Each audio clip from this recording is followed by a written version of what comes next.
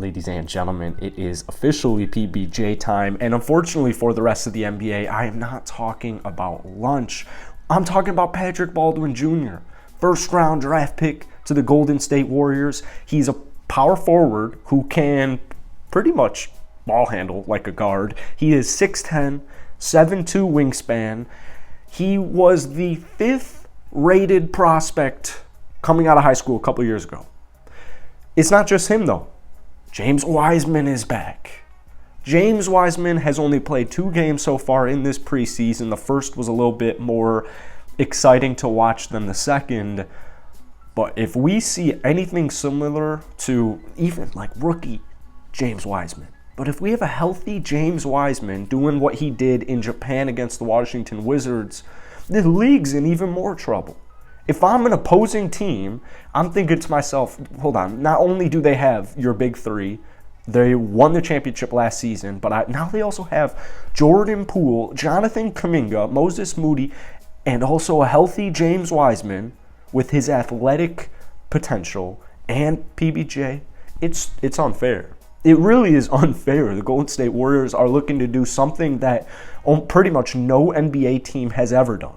You create and establish a dynasty, 4 rings in 8 years, and you continue that going once the first core is done, /retired, /gone, whatever the case may be for the Golden State Warriors. No team has ever done, ever, what the Golden State Warriors are planning and doing right now. James Wiseman is an athletic freak. If Kevon Looney and Draymond Green can give this guy a little bit of a lesson as far as here's how you set the picks, let's put in the reps, let's put in some work, we're going to mentor you, which is what they're already doing, because Draymond Green, Kevon Looney are 2 of the best big, like honestly, they're a really underrated duo. We all know Draymond Green's really good. Kevon Looney might be one of the most underrated players in the entire NBA. But those are some pretty good mentors. Those are some pretty good bigs at setting screens to mentor James Wiseman. But also PBJ, listen, you have a guy, first off, he played a couple of games in Milwaukee last season. If he didn't go to Milwaukee and he played most of the season, let's say PBJ went to Duke and played for most of the season, he would have been a top 10 pick regardless. There's no disputing it. He would have 100% been a top 10 pick.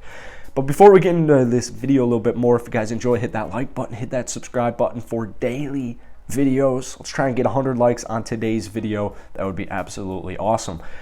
But anyways, like I said, Patrick Baldwin was the 5th best prospect out of high school just a couple of years ago, right behind other Golden State Warriors young future star Jonathan Kuminga. Oh, man, this team is too good. They're way too good. So what can Patrick Baldwin do? Well, we actually got a nice little taste of it in the Golden State Warriors' first preseason game and a little bit the other night. Patrick Baldwin Jr. can shoot threes. Don't look at his stats at Milwaukee because, like I said, he only played a couple of games. He also got injured. Didn't shoot the best, right? That's not what I'm worried about, Patrick Baldwin Jr. In high school, he shot 44% from downtown in his final season. I know high school versus college versus the NBA is completely different.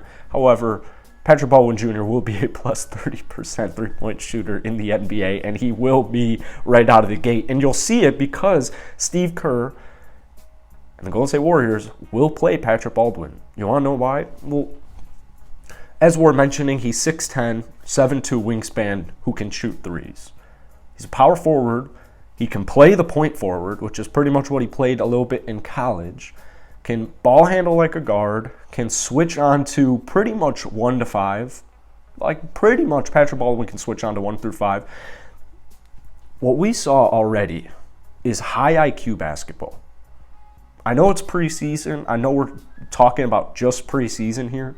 But Patrick Baldwin showed me exactly that he has high IQ out there, and he can defend, and he can do a multitude of different things on offense. He will play basketball games. That is Steve Kerr's bread and butter. We have a young guy. We have any player who can defend, know where to be on both sides of the court. he'll play. So PBJ 100% will be in this Warriors rotation.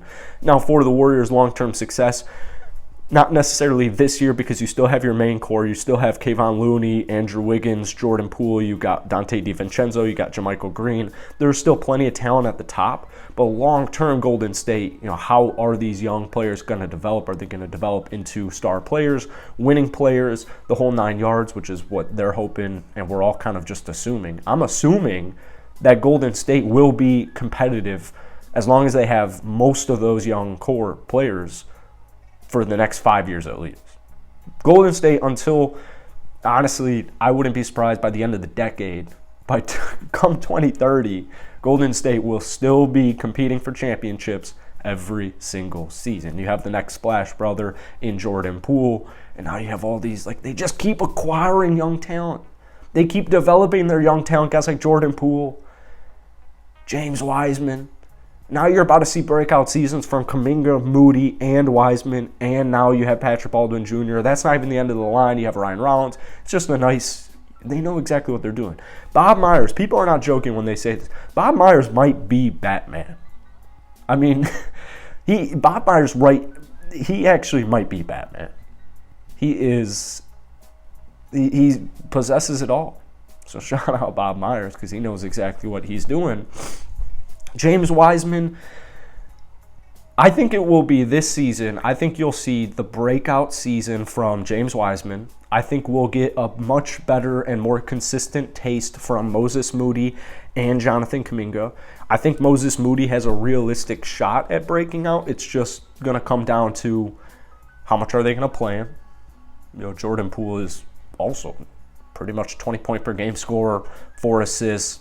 The Warriors right now don't technically really have a backup point guard, but that's why you have Dante DiVincenzo, who averaged 4 assists last season with Sacramento, and you have Jordan Poole, who averaged 4 assists in the playoffs and regular season for Golden State. Now, what this means is, especially with a James Wiseman guy out there, a phenomenal pick-and-roll player, just like Patrick Baldwin and Kevon Looney, Draymond Green. What this means with their depth is you will have one of either Steph Curry or Jordan Poole out there on the court at the same exact time as James Wiseman and or Patrick Baldwin Jr. That is going to offensively get those two guys going a lot. So you're going to see a ton of flashes. You're going to see a ton of glimpses. You're going to see a ton of breakout games that's going to get you absolutely amped up. Even if you're not a Golden State Warriors fan, you're just going to enjoy this basketball because there's a lot of talent on both sides of the court with the whole entire roster. The whole entire roster, man. Let me know what you guys are thinking about the Warriors' young squad looking into this upcoming season, most specifically Patrick Baldwin Jr. or James Wiseman. Who do you think? Drop a comment down below. Do you think James Wiseman or Patrick Baldwin Jr. will have the better season?